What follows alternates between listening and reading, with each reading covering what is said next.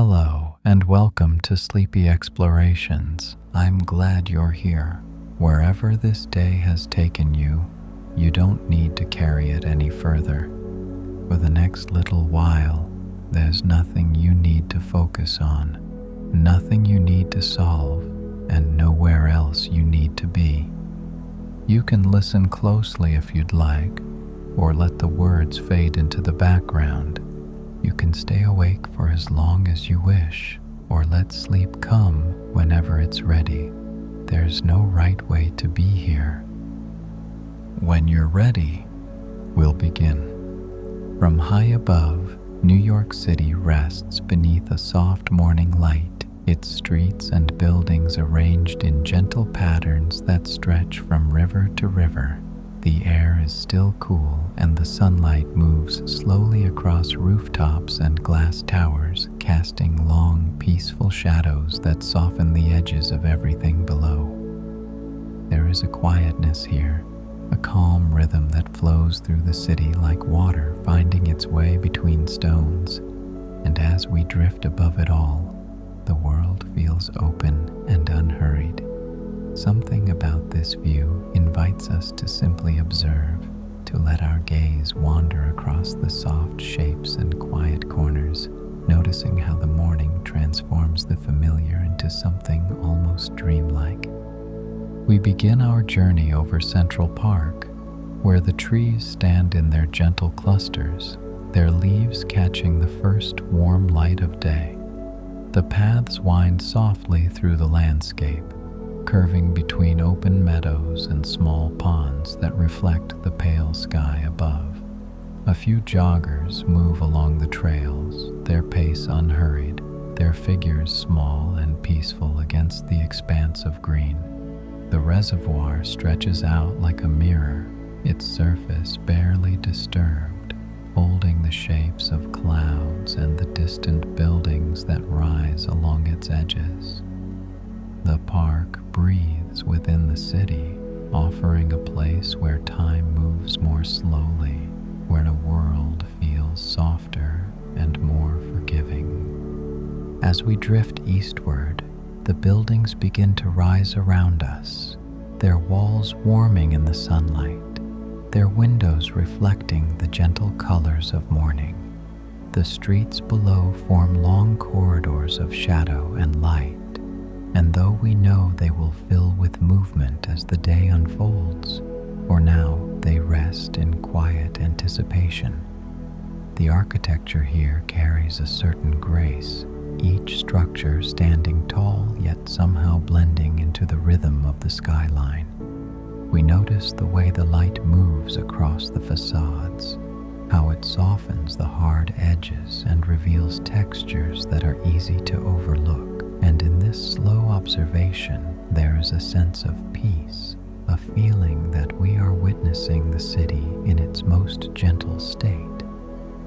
The Empire State Building rises ahead, its form elegant and familiar, its Art Deco lines softened by distance and the diffused light of early morning. From up here, it does not tower with urgency, but instead stands quietly among its neighbors, part of a larger conversation between earth and sky.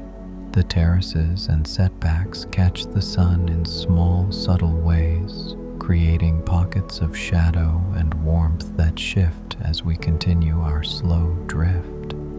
There is no need to rush this moment, and so we let ourselves linger, observing how the building holds its place with quiet dignity, how it has stood here through countless mornings just like this one, patient and unchanging.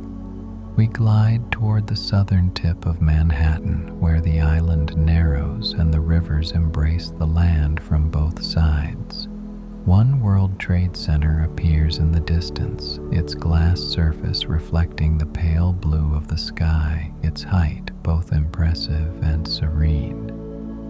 The memorial pools rest at its base, two perfect squares of dark water that hold the reflections of the surrounding buildings, their surfaces smooth and undisturbed. The water seems to absorb the light rather than reflect it sharply,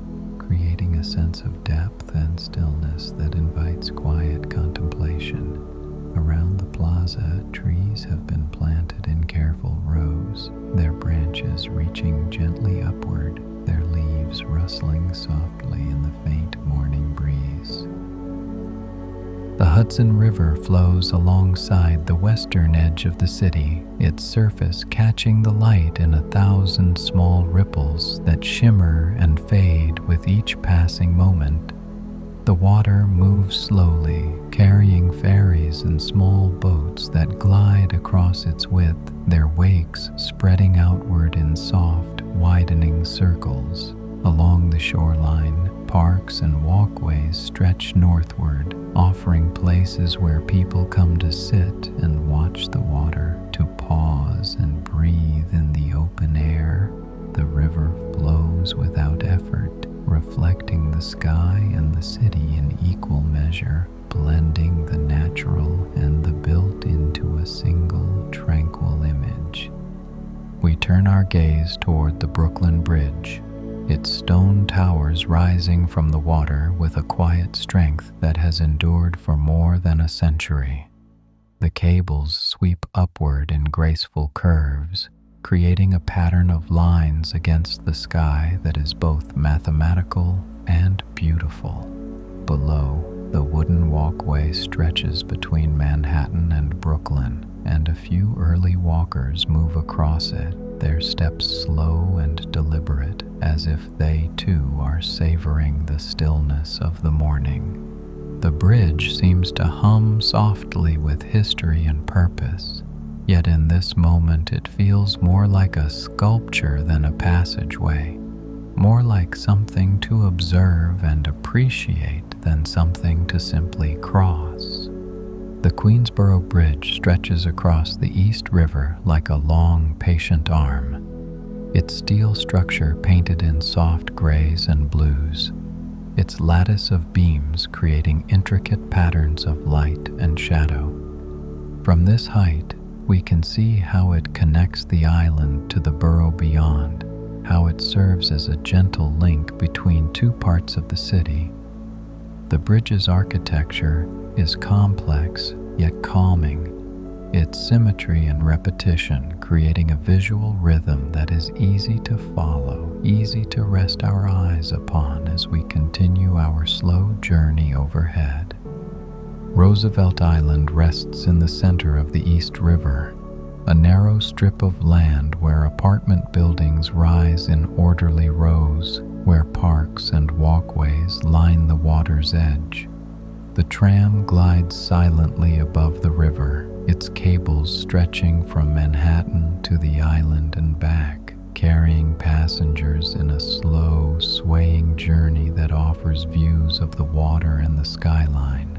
From above, the island feels like a quiet refuge, a place that exists slightly apart from the city's main currents, and this sense of separation is not isolating but rather peaceful, like a breath held gently before being released. As midday approaches, the light shifts and softens, becoming more diffused, less dramatic in its contrasts. The city below continues its gentle awakening, though even now it does not rush or strain. The buildings cast shorter shadows, and the streets begin to fill with more movement, yet from this height it all appears calm and coordinated. We can see yellow taxis drifting through the streets like small boats on a quiet sea, their movements fluid and unhurried, and this perspective transforms what we know to be the city's famous energy into something more like a meditation, a visual rhythm that soothes rather than stimulates. The neighborhoods below reveal their individual characters as we drift northward. Tree-lined streets stretch block after block, their brownstone buildings standing shoulder to shoulder, their stoops and iron railings creating a rhythm of texture and form that repeats in gentle patterns. The streets wind and curve in unexpected ways in some areas, refusing to follow the rigid grid, offering small surprises and intimate corners. There is a human scale here that feels welcoming and warm, and as we observe it from above, we can imagine the small rituals of daily life unfolding within these buildings, the gentle rhythms of morning coffee and quiet conversation. The Chrysler Building appears ahead, its Art Deco spire gleaming in the afternoon light, its triangular windows and distinctive crown creating a silhouette that is instantly recognizable. From this angle, we can appreciate the care that went into its design, the way each element contributes to the overall harmony of the structure. The building seems to reach upward with grace rather than aggression, its metallic surfaces catching and reflecting the sky in soft, shimmering patterns that change as we move around it, as the sun continues its slow arc across the heavens. Grand Central Terminal rests below, its vast main concourse hidden from view but no less present in our imagination.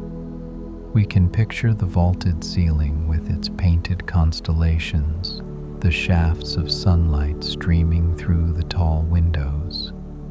From above, we see only the building's elegant facade and its position within the surrounding streets. Yet we can feel its importance, its role as a gathering place and departure point, as a threshold between staying and going, between the familiar and the unknown. As afternoon begins its slow transition toward evening, the quality of light changes once again, becoming warmer and more amber, casting everything in a gentle glow that softens edges and deepens colors. The city seems to sigh, to settle into itself, preparing for the quieter hours that lie ahead. The shadows grow longer, stretching across streets and parks, creating patterns that shift and evolve with each passing minute. And there is something mesmerizing about this gradual transformation, about watching the day slowly release its hold on the world. The evening deepens, and the city's lights begin to emerge more fully, transforming the landscape into a constellation of illuminated points. Yet these lights do not feel harsh or overwhelming, but rather warm and inviting, like candles in windows, like beacons of home and safety. From above, we can see how the grid of streets creates patterns of light, how the major avenues glow more brightly than the side streets, how certain buildings shine like jewels while others remain modestly dim, and in this variation, we can read the city's texture, its complexity and diversity made visible through light. Central Park appears once more, now a dark rectangle of trees and paths against the glowing grid surrounding it. The park's interior lights create small pools of illumination along the walkways, guiding evening strollers through the darkness, offering just enough light to feel safe without disturbing the natural quiet of the space. The park holds onto darkness while the city around it blazes with artificial light, offering a different kind of experience, a different pace and possibility. The apartment buildings along the park's edges light up floor by floor, their windows glowing like small stages, each one holding a life, a story, a collection of moments and memories. From this distance, we cannot see the details, cannot know the individual stories being lived within those spaces, yet we can imagine them, can sense the warmth and domesticity, the evening rituals of dinner and conversation, of winding down from the day. There is comfort in this imagining, in the knowledge that within all these illuminated boxes, people are settling into their evenings, finding their own small corners of peace within the larger tapestry of the city. Times Square appears in the distance, its lights more intense than anywhere else. Yet even here, from this elevated perspective, the energy feels muted and manageable. The electronic billboards create waves of color that wash across the buildings, but they do so silently, without the cacophony of sound that defines the street-level experience. From above, Times Square becomes almost abstract, a light show that pulses and shifts, a spectacle that we can appreciate from a safe distance without being overwhelmed by its intensity.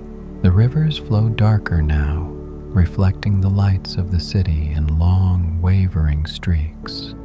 The water's surface is never quite still, and so these reflections shimmer and dance, creating a display that is both beautiful and hypnotic.